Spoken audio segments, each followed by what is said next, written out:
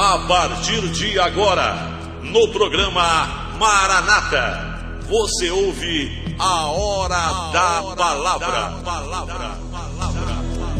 Para quem está sintonizando agora a Rádio Regional no programa Maranata, nós vamos meditar sobre a Palavra de Deus no livro de Lucas, da Bíblia Sagrada, que se encontra no capítulo 5 e no versículo, no versículo 17, desculpa, eu disse a princípio o versículo 25.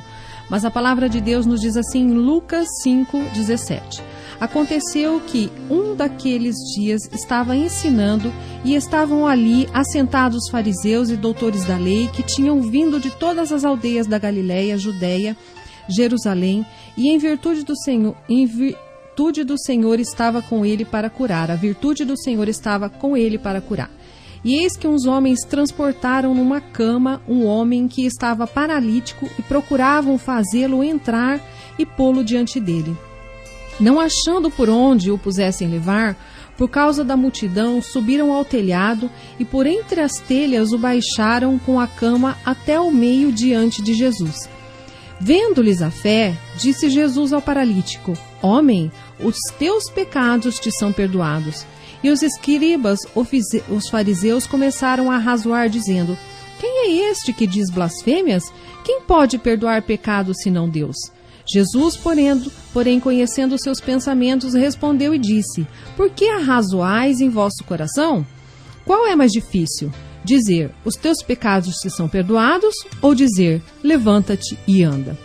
Ora, para que saibais que o Filho do Homem tem sobre a terra poder de perdoar pecados, o paralítico disse ao paralítico: Levanta-te, toma a tua cama e vai para a tua casa. E levantando-se logo diante deles e tomando a sua cama em que estava deitado, foi para a sua casa, glorificando a Deus. E todos então ficaram maravilhados. Eu escolhi particularmente esta palavra porque nós fomos na igreja nesta terça-feira e foi muito interessante porque o Marcos pregou sobre esta palavra e eu fiquei meditando sobre essa palavra. Porque muitas são as riquezas que nós encontramos na Palavra de Deus e ela se renova a cada dia em nossas vidas. Dependendo do momento que nós estamos, o Espírito Santo tem um mover diferente nas nossas vidas.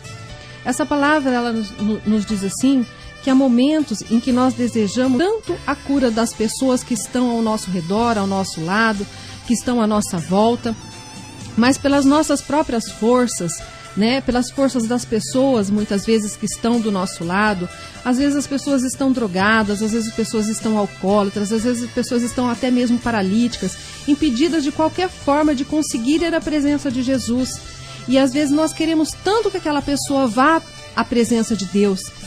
Mas o fato que impressionou Jesus foi a atitude daqueles homens que estavam carregando a maca daquele paralítico. Eles queriam tanto ver a cura daquele paralítico que eles não mediram esforços para que aquele paralítico fosse curado. Então eles tiveram uma atitude de colocar aquele paralítico a qualquer preço na frente de Jesus, porque eles criam que através desse fato eles poderiam ser curados. Então eles não conseguiram entrar pela porta, então eles foram até pelo telhado e conseguiram colocar o paralítico na presença de Jesus. Muitas vezes você fala: mas eu não consigo levar o meu filho para a igreja, mas eu não consigo levar o meu parente mais próximo que está com tanto problema.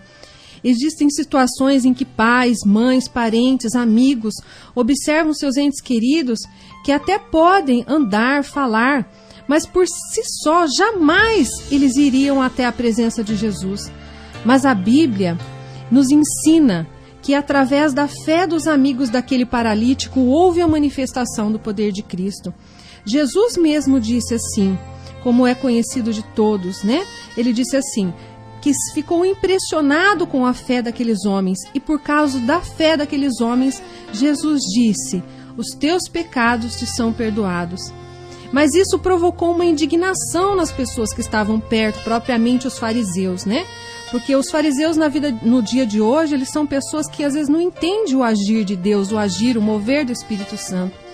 A Bíblia não diz Mas pode ser que aquele homem, ele estava entravado numa cama, ele tivesse pensamentos horríveis, tivesse ódio, frustração por ser daquela maneira, tivesse amargura, rancor. O texto não nos diz o que aquele homem tinha de pecado, mas nós podemos apenas fazer conjecturas, nós podemos apenas pensar. Mas, no entanto, uma lição de vida importante nos é deixada.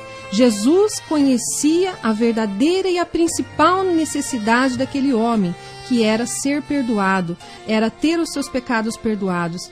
E por isso que ele veio na terra. Ele veio na terra para morrer pelos nossos pecados e para que nós tenhamos a vida eterna. Esta é a principal obra de Jesus na terra. Foi para isso que ele veio à terra. E nos dias de hoje não é diferente, irmãos.